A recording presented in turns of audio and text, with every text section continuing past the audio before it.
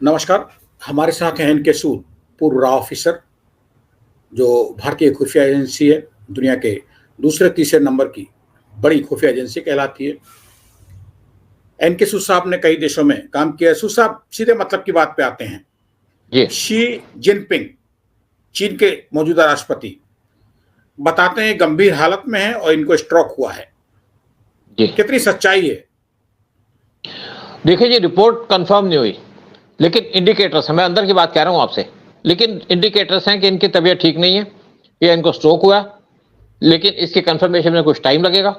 लेकिन बड़ी चिंता की बात है पूरे वर्ल्ड के लिए, और पूरा वर्ल्ड सरप्राइज भी और खुश भी है, क्योंकि खुश खुश जी क्यों है जिनपिंग और हैरत में क्यों है? ऐसी क्या बात है? हैरत में इसलिए कि एक प्रेसिडेंट अपनी सीट पे बैठा हुआ, उसको स्ट्रोक हो गया, तो थोड़ा सा लोग इस चक्कर में हैरानगी तो दिखाते हैं, परेशान होते हैं। और लोग खुश इसलिए हैं कि इस आदमी ने, जब से प्रेसिडेंट बना यूएस का, चाइना का, इसने जी अपने नेबरिंग कंट्रीज को परेशान किया। जो जी जी जी जिनपिंग की पॉलिसी है, ऑफेंसिव पॉलिसी है। जी देखिए कि क्या था इस ये इनके जो ये प्रेसिडेंट बने थे चाइना के, वो बने थे 14 मार्च 2013 में। और इससे पहले जो उनके प्रेसिडेंट थे, इनको वहां वोटें मिली थी। हु जिनताओ। हु जिनताओ, वो 2 टर्म जी पर करके रिजाइन कर गए थे कि भाई मैं 2 टर्म कर ली, मैं चला जाऊंगा। और इनको वोटें मिली थी 2952, एक अगेंस्ट मिली थी, 3 यहाँ पे एब्सेंटी थे। और जो इनके एब्सेंटी थे और जिसने इनके खिलाफ वोट दी, उनका किसी को पता ही नहीं कि कहाँ चले गए, क्योंकि ये वहां की पॉलिसी है। जो पावर में आता है वो अपना पूरा कंट्रोल करता है।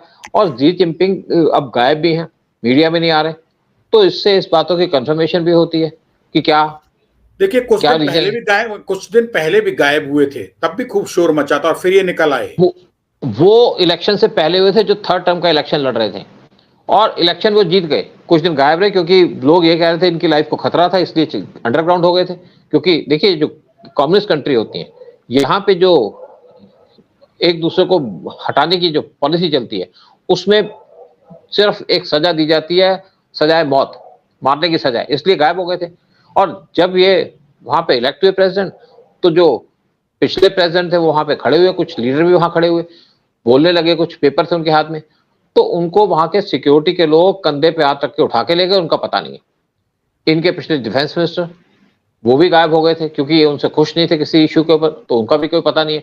तो चाइना के अंदर जो सिस्टम है, या जो कम्युनिस्ट कंट्री के अंदर सिस्टम है, या डिक्टेटरशिप कंट्री के अंदर जो सिस्टम होता है, वहां पे सिर्फ गर्दन काट दी जाती है और कोई खबर नहीं दी जाती। बीमार हो गए, पॉइजन दे दी जाती है, तो यही सिस्टम है। और या अब अगर ये बीमार हो गए, तो इसका मतलब जो नया अगर प्रेसिडेंट सिलेक्ट होगा, या एक कमजोर हो जाएंगे, तो यहाँ पे यूएस चाइना के अंदर कुछ उथल पुथल होगी, अंदर में उथल पुथल होगी, बाहर में भी थोड़ा सा वो आएगा। ये किसके फायदे की होगी और किसको नुकसान देगा? चाइना के भीतर के उथल पुथल। देखिए, जो चाइना के, देखिए एक रीजन क्या है कि चाइना के अंदर प्रॉब्लम क्या आ रही है, वहां पे कुछ इकोनॉमिक प्रॉब्लम्स आ रही हैं। इनकी इकोनॉमिक पॉलिसी से लोग परेशान हो रहे हैं। फिर दूसरी बात है कि जैसे यूएस ने तिब्बत का इशू उठा दिया, उससे चाइना के अंदर काफी अनसर्टेनिटी, काफी लोग परेशान हो इस चीज के ऊपर, और उसके लिए एक्यूज कर रहे हैं जी जिनपिंग को। और तीसरी बात है कि अगर ये बीमार होते हैं या कमजोर होते हैं, तो फर्क किसको पड़ेगा, क्योंकि इनकी पॉलिसी है ऑफेंसिव पॉलिसी। जब से जी जिनपिंग पावर में आए, या पावर के नजदीक आए हैं 2012 से, क्योंकि 2012 में वाइस प्रेसिडेंट थे, और ये कहा जाता है उस टाइम पे इनका डिफैक्टो रूल था चाइना के अंदर। तब से इन्होंने साउथ चाइना सी के अंदर ऑफेंसिव ऑपरेशन स्टार्ट कर दिए। बाकी की जो बोट्स थी फिलीपींस के, बाकी कंट्रीज की, उनके ऊपर इन्होंने अटैक करना शुरू कर दिया था। इवन जो इंडियन शिप्स जाते थे वियतनाम के अंदर, इंडियन ऑयल कॉर्पोरेशन के, वहां पे ऑयल निकालने का काम इंडिया को दिया वियतनाम ने, तो उनके ऊपर भी उनको फॉलो करते थे, उनको परेशान करते थे। पीएम मोदी के आने के बाद ये चीजें कम हो गई, क्योंकि पीएम मोदी ने जो शिप्स जाते थे, उनके पीछे पीछे हमारे वारशिप जाते थे। लेकिन इनके टाइम में जो हमारे बॉर्डर पे फेस ऑफ चल रहा है, इससे भी चाइना के अंदर काफी खलबली है कि इंडिया कैसे हमारे सामने खड़ा हो गया। क्योंकि ये हमेशा कहते थे कि हमारी जो पीएलए है, इसकी वाल कोई तोड़ नहीं सकता। तो इंडिया ने कहा हमारी वाल तोड़ के दिखा दो, अगर तुम्हारे में हिम्मत है। तो जो हमारा बॉर्डर पे स्टैंड ऑफ चल रहा है, उससे चाइना के अंदर इनकी पॉपुलैरिटी कम हो रही है। अब पीछे इनके जो फॉरेन मिनिस्टर हैं, उनकी एससीओ के अंदर मीटिंग हुई थी अजीत डोवाल से, फॉरेन मिनिस्टर से नहीं हुई, अजीत डोवाल से मीटिंग की, और उनका जो हम जो बॉर्डर का इशू उसको रिजॉल्व करेंगे। क्योंकि चाइना चाहता है कि इंडिया के साथ मतलब बॉर्डर इशू चलता रहे, लेकिन हम सारे काम करते रहे। इंडिया ने कह दिया कि जब तक हमारा बॉर्डर इश्यू रिजॉल्व नहीं होगा तो बाकी काम भी नहीं चलेंगे, सिर्फ ट्रेड को छोड़ के, क्योंकि ट्रेड हमारी एक दूसरे पे डिपेंडेंट है, उससे इंडिया को भी फायदा, उनको फायदा है। लेकिन जो बाकी इंटरनेशनल फोरम्स के ऊपर हमारी मीटिंग होती थी वो बंद हो गई है। पीएम मोदी ने इनसे मिलना बंद कर दिया जब से 2020 जून 2020 में हमारा स्टैंड अप हुआ बॉर्डर के ऊपर। पीएम मोदी की कोई मीटिंग नहीं हुई चाइनीज प्रेसिडेंट से। और जब हमने G20 की समिट होल्ड की थी इंडिया के अंदर सितंबर 2023 में, तो शी जिनपिंग इंडिया नहीं आए। अब एससीओ की मीटिंग होनी थी, वो मीटिंग के अंदर जो मीटिंग थी वहां पे पीएम मोदी को जाना था। पीएम मोदी इसलिए नहीं गए कि वो शी जिनपिंग के साथ फोटो नहीं खिंचवाना चाहते। तो जो इंडिया के साथ इनका डिफरेंसेस चल रहे हैं या कंफ्रंटेशन चल रही है, उससे भी चाइना के अंदर परेशानी है। और ये कहा जाता है चाइना के अंदर शी जिनपिंग की पॉपुलैरिटी काफी कम हो रही है इस टाइम पे, और इसलिए भी हो सकता है इनको दिक्कत हो। और अगर शी जिनपिंग और कमजोर हो जाते हैं तो मैं आपको गारंटी दे सकता हूं कि इनको एलिमिनेट कर दिया जाएगा। क्या क्योंकि सुसाब क्या शी जिनपिंग का कोई सब्स्टिट्यूट है चाइना के पास? शी जिनपिंग है तो चाइना कहां खड़ा, और नहीं होंगे तो चाइना का क्या हाल होगा? देखिए, चाइना के अंदर कोई लीडर्स की कमी नहीं है, चाइना के अंदर कोई शॉर्टेज नहीं है। जैसे यूएस के अंदर इस टाइम पे शॉर्टेज चल रही है, ना तो उनके पास जो बाइडेन इस टाइम पे तभी पावर में आ रहे हैं या इसीलिए कंटेस्ट कर रहे हैं कि वहां पे कोई ऑल्टरनेटिव नहीं लगता उनको। लेकिन शी जिनपिंग के जाने से कोई फर्क नहीं पड़ेगा। फर्क सिर्फ ये पड़ेगा कि वहां पे जो ऑफेंसिव ऑपरेशन है, मुझे हमें लगता है, उम्मीद है कि वो कम हो जाएंगे। डिपेंड करता है कौन आता है। जैसे ईरान के अंदर जो पिछले रईसी गए, रईसी के बाद जो अगले प्राइम मिनिस्टर आए वहां पे या प्रेसिडेंट आए वहां पे, वो कहते हैं कि वो थोड़े से सॉफ्ट हैं, लेकिन बेसिक पॉलिसी में कोई चेंज नहीं है, क्योंकि उन्होंने वैसे भी कह दिया कि हम यूएस के प्रेशर में नहीं आएंगे। लेकिन वो एक उनके जो फादर थे वो अजरबैजान के हैं, उस ओरिजिन के हैं, और उनकी जो वाइफ है वो कुर्दिश है। तो उनका दोनों की तरफ थोड़ा सा सॉफ्ट एटीट्यूड होगा, वो फर्क पड़ेगा। लेकिन जो यूएस की चाइना के पहले प्रेसिडेंट थे, उन्होंने वहां पे इकोनॉमिक डेवलपमेंट की। अगर आज चाइना अपने पैरों पे खड़ा है इतना स्ट्रांग होकर के, तो इनके पहले प्रेसिडेंट का काम है जो उन्होंने वहां पे इकोनॉमिक पॉलिसी लाए। लेकिन शी जिनपिंग के टाइम में इन्होंने बहुत ज्यादा एक्सपेंशन की, पाकिस्तान को पैसा दिया, वो पैसा डूब गया। श्रीलंका के अंदर इन्वेस्टमेंट की, वो पैसा डूब गया। और बाकी जगह भी फिर जिस तरीके से साउथ चाइना सी के अंदर फिलीपींस इनके सामने खड़ा हुआ, उससे भी इनको परेशानी हो रही है। और जिस तरीके से इंडिया इनको टारगेट कर रहा है पीएम मोदी के आने के बाद, उससे चाइना के अंदर काफी हड़कंप मचा हुआ।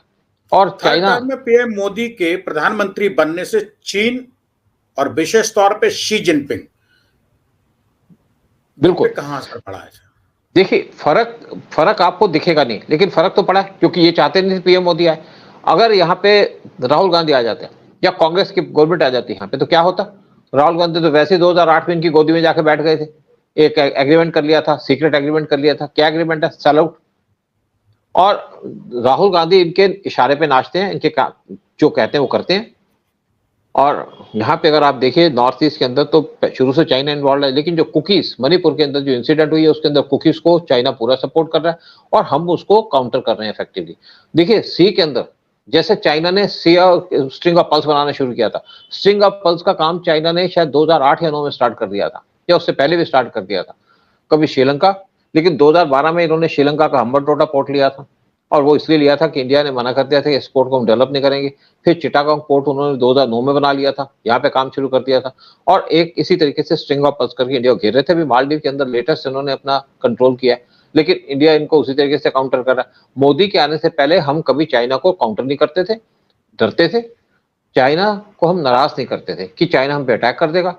हमारे डिफेंस मिनिस्टर थे जब मनमोहन सिंह की गवर्नमेंट के टाइम में, एंटनी साहब ने 2012 में कहा था कि हम नॉर्थ ईस्ट के अंदर डेवलपमेंट नहीं कर रहे, स्पेशली अरुणाचल प्रदेश के अंदर, क्योंकि अगर हम वहां पे रोड्स बनाएंगे, ब्रिजेस बनाएंगे तो चाइना आ जाएगा। आज चाइना हमसे डरता है, जबकि वहां पे रोड्स बना दिए गए, हाईवे बना दिए गए, वहां पे ब्रिजेस बना दिए गए, सारा कुछ वहां पे तोपें इंस्टॉल कर दी गई, वहां पे हमने ALGs बना दिए, एडवांस लैंडिंग ग्राउंड्स बना दिए, जहां पे हमारे फाइटर प्लेन्स खड़े हैं। तो चाइना कुछ नहीं कर रहा। G20 की जब समिट हुई तो भी हमने वहां पे एक मीटिंग होल्ड की थी, उसकी चाइना ने अटेंड नहीं की। लेकिन हम आज चाइना को फेस कर रहे हैं। पहले हम चाइना को फेस नहीं करते थे, मोदी के आने के बाद से हमने चाइना को फेस करना शुरू किया। और चाइना को पहले फ्री हैंड था, जो मर्जी करे, बॉर्डर पे हमारे अंदर घुस जाते थे, अब घुसते हैं तो उनको पकड़ लेते हैं। सी के अंदर जगह जगह अपनी बेसेस बना रहे थे, लेकिन आज इनकी बेसिस का हम जवाब दे रहे हैं। चिटागोंग के अंदर ये बेस बनाने की बात थी, वहां पे इनके वारशिप्स आते थे। तो पीएम मोदी वहां पे जब गए थे 2015 में, तो एक कमिटमेंट करके आए थे कि हमारे शिप्स भी आएंगे, तो मिल गए। हमारे शिप से जाते हैं। और जब बॉर्डर पे फेस ऑफ वॉर हमारे आर्मी के लोगों पे अटैक किया गया था जून 2020 में, तो हमारे 2 वारशिप्स अंडमान निकोबार आइलैंड से जाकर के वो मलक्का स्ट्रेट पे खड़े हो गए। तो चाइना घबरा गया कि उनकी इंडिया ट्रेड बंद कर देगा। तो आज हम चाइना को ऑफेंसिवली डील कर रहे हैं, जिससे शी जिनपिंग की पॉपुलैरिटी भी कम हो रही है और शी जिनपिंग को चैलेंज भी दिया जा रहा है इंडिया के द्वारा। अदरवाइज जब यहाँ पे कांग्रेस की गवर्नमेंट थी तो हमारे जो लीडर थे वो अरुणाचल जाते भी नहीं थे। तो फर्क ये अभी आपने कहा कि बार बार राहुल गांधी चीन और अमेरिका की गोद में जाके बैठ जाते हैं। ऐसा क्या है जो हिंदुस्तानी नागरिक होने के बाद, जिसकी दादी प्राइम मिनिस्टर रही हो, पिता प्राइम मिनिस्टर रहे हों, नेहरू जी इस खानदान के पहले देश के भारत के प्रधानमंत्री बने हों, जिस घर से खानदान से उनमें से 3 प्रधानमंत्री बने, उनकी चौथी पीढ़ी को आखिर ये क्या संकट आ गया है जो वो चीन और अमेरिका में जाके मिलती है उनको? देखिए, जब भी राहुल गांधी फॉरेन में जाते हैं, इंडिया को इंसल्ट करते हैं, इंडिया को क्रिटिसाइज करते हैं। अगर G20 समिट हो रही थी तो ये चले गए थे यूरोप में, वहां जाके इंडिया को क्रिटिसाइज करना शुरू कर दिया। जब पीएम मोदी के स्टेट विजिट पे जाना था यूएस के अंदर, तो वहां पे चीन करने लगे, खालिस्तानी इनकी मीटिंग में आ गए थे, तो यूएस ने इनको वहां से भगा दिया। लेकिन 2008 में क्या करने गए थे चीन के अंदर, क्यों नहीं बताते कि क्या इनका एग्रीमेंट है जो साइन किया गया था? क्योंकि चीन इनके जो राजीव गांधी फाउंडेशन है वहां पे फंडिंग करता है। और एक बार चाइनीज एम्बेसडर ने ये जाना चाह रहे थे चाइना के अंदर, तो चाइनीज एम्बेसडर ने कहा था कि इनको स्पेशल जो वीआईपी है गेट है वहां से जाने दिया जाए। क्यों चाइनीज एम्बेसडर ने ऐसी बात की? फिर जब हमारा फेस ऑफ चल रहा था डोकलाम में, तो चाइनीज एम्बेसडर से मिलने चले गए। जब पकड़े गए तो कोई जवाब नहीं दिया। आप चाइनीज एम्बेसडर से क्या करने गए थे? तो पब्लिक को बताते, अगर इनके दिल में चोर नहीं था। बताना चाहिए था कि आप क्या इन्फॉर्मेशन देने गए थे या इन्फॉर्मेशन लेने गए थे। अगर इन्फॉर्मेशन लेने गए थे तो हमारी एजेंसीज को बताते, ताकि एजेंसीज कुछ काउंटर कर पाती। कुछ नहीं कहा। फिर एक बार ये नेपाल चले गए थे। नेपाल गए तो वहां पे जो सिक्योरिटी के लोग थे उनको वापस भेज दिया, क्योंकि इनको Z+ सिक्योरिटी थी और सिक्योरिटी के लोग इनके साथ रहते हैं, जबकि अनआर्म्ड होते हैं फॉरेन कंट्री के अंदर। लेकिन वहां जाकर के सिक्योरिटी के लोगों को भेज दिया और आप चले गए चाइना जाकर के PLA की गोदी में बैठ करके चले गए। हमारे जो वहां पे मंदिर है उसको देखने चले गए, फोटो खिंचवानी थी क्योंकि इलेक्शन का टाइम था 2019 का।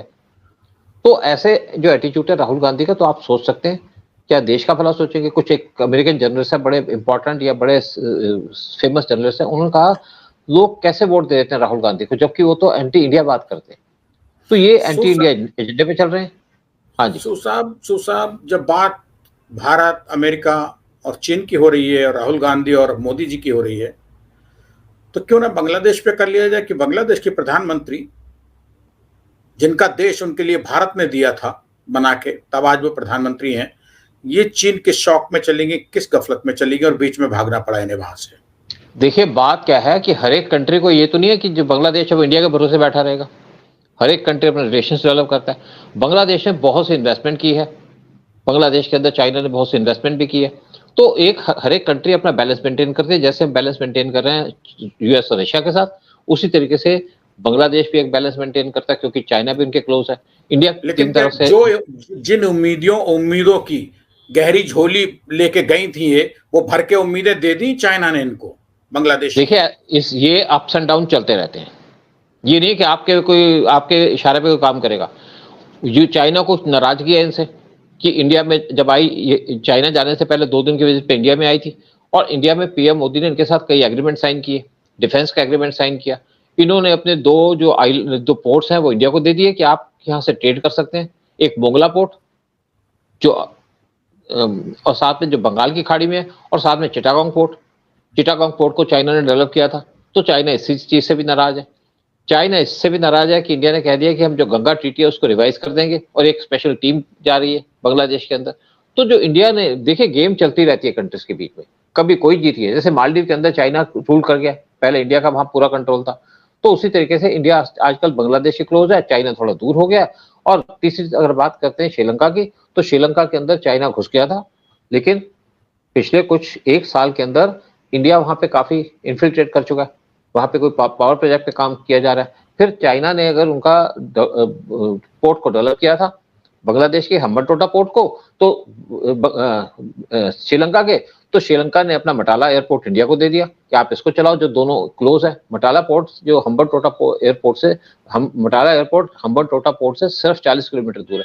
तो देखिए ये गेम वर्ल्ड में चलती रहती है, कोई किसी का गुलाम नहीं है, कोई किसी का सच्चा दोस्त नहीं है। हर एक, जैसे आप देखें पॉलिटिक्स के अंदर कोई दुश्मनी तो है नहीं आपस में, इसी तरीके से कंट्री के जो इश्यूज होते हैं, उनकी पॉलिसीज होती हैं, उसके हिसाब से हर एक कंट्री अपने इंटरेस्ट को देख करके चलती रहती है, कभी हम ऊपर कभी वो ऊपर। लेकिन पहले अगर बात करते हैं, कुछ साल पहले मोदी के आने से पहले हम चाइना को काउंटर ही नहीं किया करते थे, हम यूएस के खिलाफ कोई बोलते ही नहीं थे। आज हम एक पावर भी हैं, हमारी इकोनॉमी भी अच्छी है, हमारी वर्ल्ड में पूछ भी है, तो हम बोलते भी हैं और हम काम भी करते हैं। अदरवाइज हम चाइना से घबराए रहते थे। जब डोकलाम हुआ था तो उस टाइम पे हम खड़े तो हो गए चाइना के सामने, लेकिन हमारे पास प्रिपेयर्डनेस नहीं थी डिफेंस के सेक्टर में। ना हमारे पास बुलेट प्रूफ जैकेट्स, ना बुलेट प्रूफ हेलमेट्स, ना हमारे पास लेटेस्ट इक्विपमेंट, ना हमारे पास प्रॉपर जूते, ना हमारे पास कुछ तोपें, ना कुछ। हम बहुत पीछे थे। लेकिन आज हम काफी बराबरी पे चाइना के। मैं नहीं कह रहा कि हम चाइना से ऊपर हैं, लेकिन चाइना से बराबरी कर सकते हैं। इसीलिए चाइना की हिम्मत नहीं होती इंडिया को टारगेट करने की, इंडिया को नुकसान पहुंचाने की। ठीक है सूद साहब, शुक्रिया बहुत बहुत। चीन के हालात, शी जिनपिंग का मिसिंग कई दिन से, उनको स्ट्रोक आना, और वो भी ऐसे टाइम पे ये गायब हुए हैं जब अमेरिका में चुनाव चरम पे है, ट्रंप के ऊपर गोली चला दी गई है, हालात दुनिया के बदल रहे हैं और उस टाइम ये अचानक गायब हो जाते हैं। ये अपने आप में सर एक महत्वपूर्ण बात है। शुक्रिया बात करने के लिए सूद साहब। शुक्रिया, थैंक यू वेरी मच।